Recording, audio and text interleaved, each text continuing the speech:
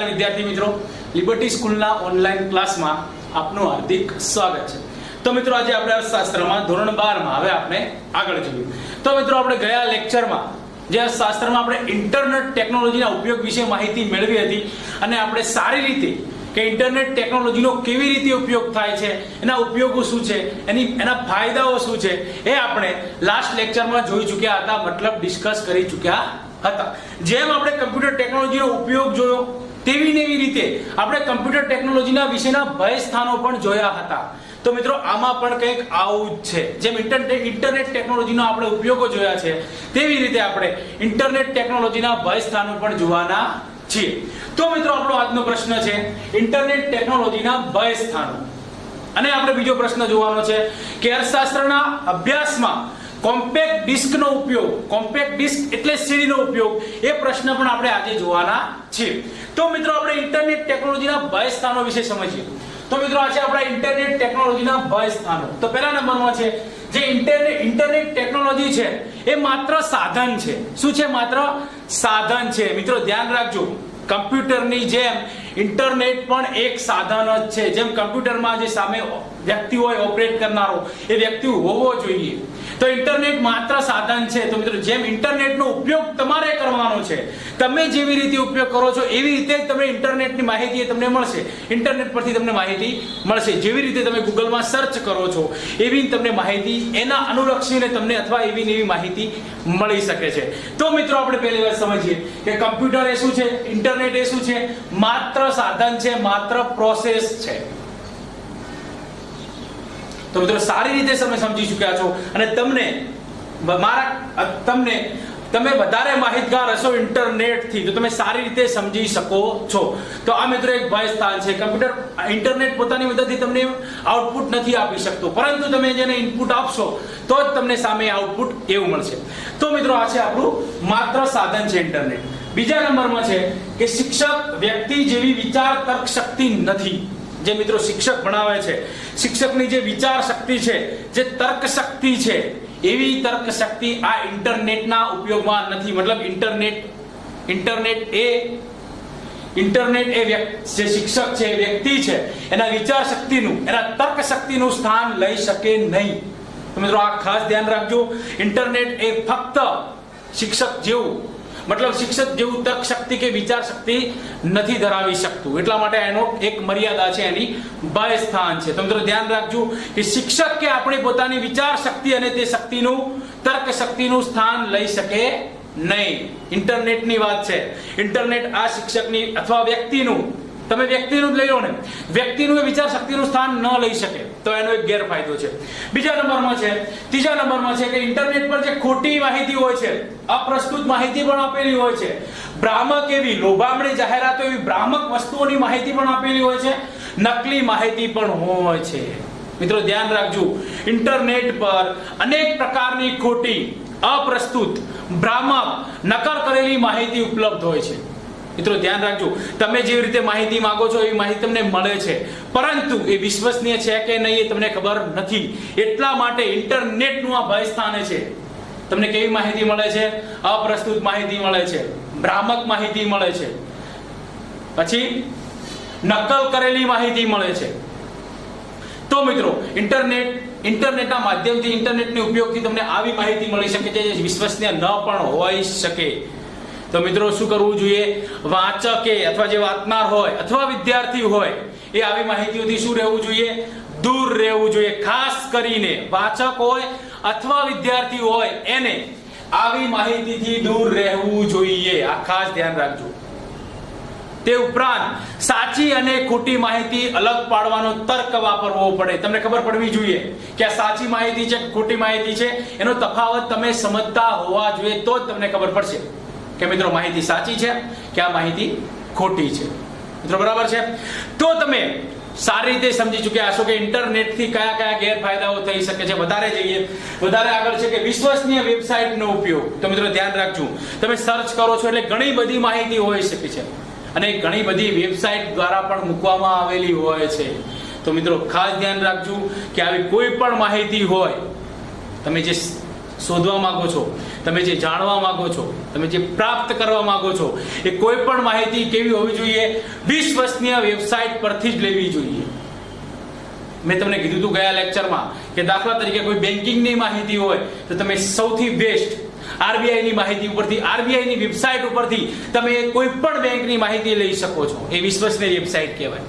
જેવી રીતે વસ્તી ગણતરીની માહિતી જોતી હોય, તમારે વસ્તીની કોઈ માહિતી જોતી હોય, દેશમાં કેટલી વસ્તી છે, રાજ્યમાં કેટલી વસ્તી છે, જિલ્લામાં કેટલી વસ્તી છે, આવી તમારે સચોટ માહિતી જોતી હોય તો એના માટે વિશ્વસનીય વેબસાઇટ કઈ છે? CSO, central statistical organisation. તમે આની આ વેબસાઇટ ઉપરથી તમે વસ્તી વિશે જાણી શકો છો, એ પણ સચોટ માહિતીથી, સાચી માહિતી. તો મિત્રો શું કરવું જોઈએ? જો આવું નહીં થાય તો મિત્રો શું થાય? ગેરમાર્ગે દોરાઈ જવાય. તો વિશ્વસનીય વેબસાઇટનો જ ઉપયોગ થવો જોઈએ. તો મિત્રો વાચક હોય અથવા વિદ્યાર્થી હોય એને શું હોવું જોઈએ? આવી કોઈ પણ માહિતી વિશ્વસનીય વેબસાઇટ ઉપરથી જ લેવી જોઈએ. તો મિત્રો આ શું છે? ઇન્ટરનેટ ટેકનોલોજીના ભય સ્થાનો. પહેલા નંબરમાં જોયું કે ઇન્ટરનેટમાં એ માત્ર સાધન છે કમ્પ્યુટરની જેમ. બીજા નંબરમાં આપણે જોયું કે જે એ ઇન્ટરનેટ છે એ શિક્ષક જેવી અથવા વ્યક્તિ જેવી વિચાર શક્તિ અથવા તર્ક શક્તિનું શું કરી શકે? સ્થાન લઈ શકે નહીં. ત્રીજા નંબરમાં છે ખોટી માહિતી પ્રસ્તુત કરવામાં આવે છે, ભ્રામક માહિતી પણ હોય છે, નકલ કરેલી માહિતી પણ ઉપલબ્ધ હોય છે. ચોથા નંબરમાં છે વિશ્વસનીય વેબસાઇટનો ઉપયોગ. તમારે જે માહિતી કલેક્ટ કરવી હોય એ માહિતી કેવી હોવી જોઈએ? વિશ્વસનીય હોવી જોઈએ. મિત્રો બરાબર છે? તો આ છે ઇન્ટરનેટ ટેકનોલોજીના ભય સ્થાનો.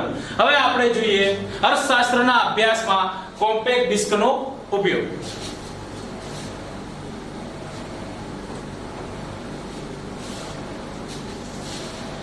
અર્થશાસ્ત્રના અભ્યાસમાં કોમ્પેક્ટ ડિસ્કનો ઉપયોગ.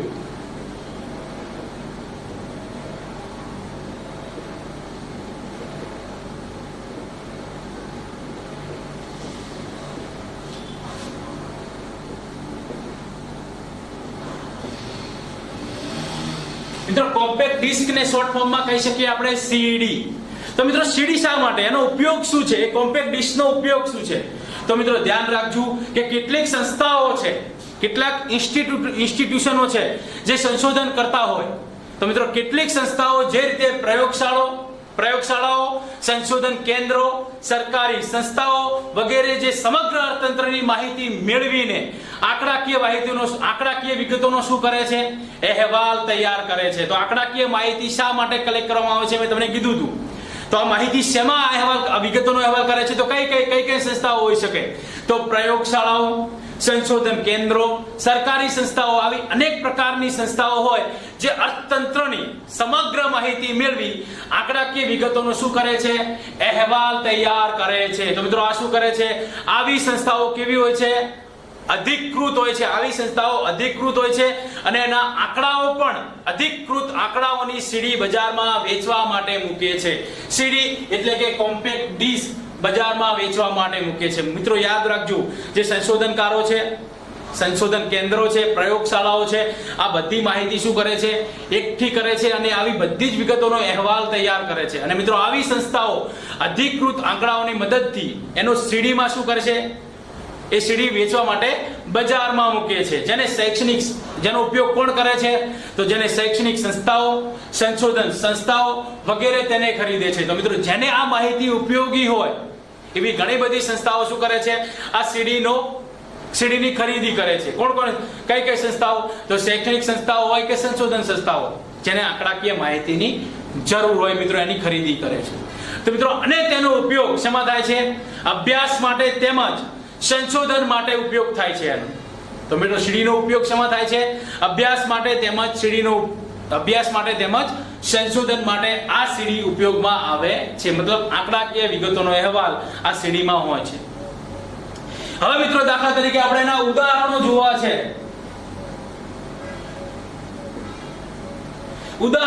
છે. તો દાખલા તરીકે ભારતમાં રાષ્ટ્રીય આવકની ગણતરીની સીડી. રાષ્ટ્રીય આવકની ગણતરીની સીડી. હવે તો મિત્રો યાદ રાખજો, ભારતમાં જે રાષ્ટ્રીય આવક થઈ હોય એ રાષ્ટ્રીય આવકની ગણતરી જે પણ અંદર કેલ્ક્યુલેશન આપેલું હોય, જે પણ આંકડાકીય વિગતો આપેલી હોય તો એની સીડી રાષ્ટ્રીય આવકની ગણતરીની સીડી. આ એનું ઉદાહરણ છે. બીજા નંબરમાં છે વસ્તી ગણતરીના આંકડાની સીડી.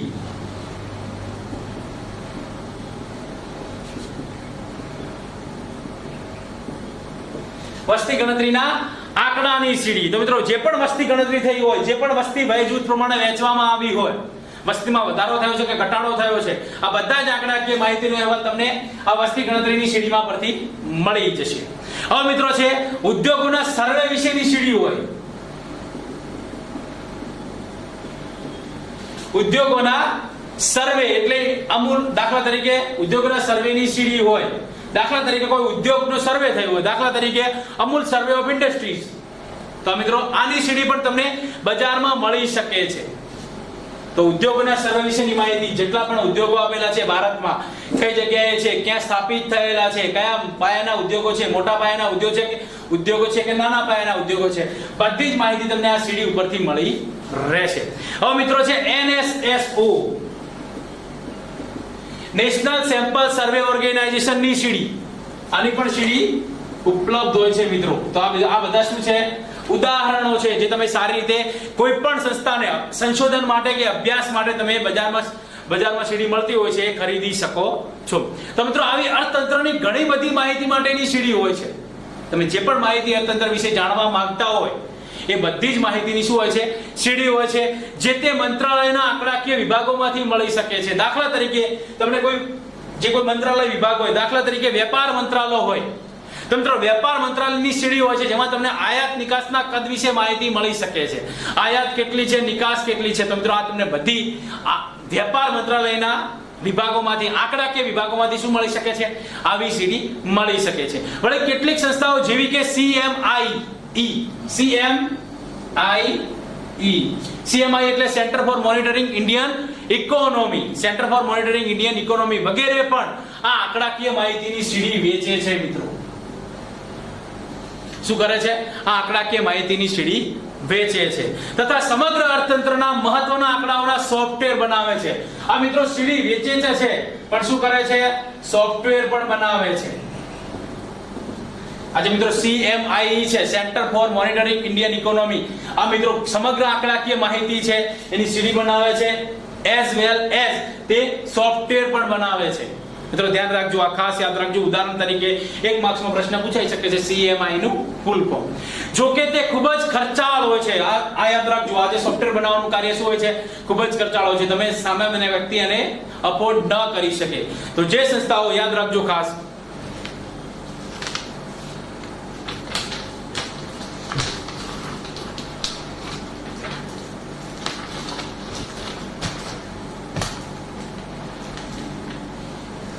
તો શું કરવામાં આવે છે? તો ઘણી બધી સંસ્થાઓ દ્વારા શું કરવામાં આવે છે? આ સીડી ખરીદવામાં આવે છે. હવે એની વાપરવાની મુશ્કેલીઓ શું છે? સીડી વાપરવાની મુશ્કેલીઓ. સીડી વાપરવાની મુશ્કેલીઓ. તો મિત્રો ધ્યાન રાખજો કે અર્થતંત્રની માહિતી આપતી સીડીમાં અનેક પ્રકારના આંકડાઓ આપેલા હોય છે. ધ્યાન રાખજો ખાસ, ઘણા બધા વિશાળ આંકડાઓ હોય છે. અનેક પ્રકારના આંકડાઓ હોય છે, વિશાળ આંકડાઓ આપેલા હોય છે. તેમાંથી આપણને જરૂરી આંકડાઓ શોધવાનું કાર્ય શું બને છે? ખૂબ જ મુશ્કેલ બને છે. દાખલા તરીકે તમે કોઈ વસ્તી ગણતરીની સીડી લીધી છે અને તમારે ગુજરાત રાજ્યની વસ્તી ગણતરી વિશે માહિતી મેળવી છે અને ગુજરાત રાજ્યના અમદાવાદ શહેરની વસ્તી ગણતરીની માહિતી મેળવી છે, વસ્તીની માહિતી મેળવી છે, તો તમને એ સીડીમાં આખા ભારતની વસ્તી વિશેની માહિતી આપેલી છે. તો મિત્રો આ આખા ભારતની વસ્તીમાંથી તમારે અમદાવાદ શહેરની વસ્તી શોધવા શું મળે છે? શોધવું હોય તો એ કાર્ય શું બને છે? ખૂબ જ મુશ્કેલ બને છે. તમે આવી માહિતી તરત જ એ મેળવી શકતા નથી. ઉપરાંત ઘણા પ્રકારના સોફ્ટવેરનો ઉપયોગ કરવા માટેની જાણકારી દ્વારા પણ જરૂરી બને છે. તમે જે સોફ્ટવેર ઉપયોગ કરો છો એની માહિતી પણ તમારી પાસે હોવી જરૂરી છે. તો મિત્રો યાદ રાખજો, સીડનો ઉપયોગ કરતી વખતે આ બાબતો ખાસ ધ્યાનમાં લેવાની છે. તો મિત્રો આજનો ટોપિક હતો આપણો અર્થશાસ્ત્રના અભ્યાસમાં કોમ્પેક્ટ ડિસ્કનો ઉપયોગ. સીડીનો શું ઉપયોગ છે એ તમે સારી રીતે સમજી ચૂક્યા હશો. હું આશા રાખું છું કે તમને ખબર પડી હશે. મિત્રો આપણું આજનું પ્રકરણ 1 છે એ આ ટોપિક સાથે આપણે શું કરીએ છીએ? પૂરું કરીએ છીએ. ફરી મળીશું મિત્રો નવા પ્રકરણ સાથે, નવા વિડીયોમાં. ધન્યવાદ.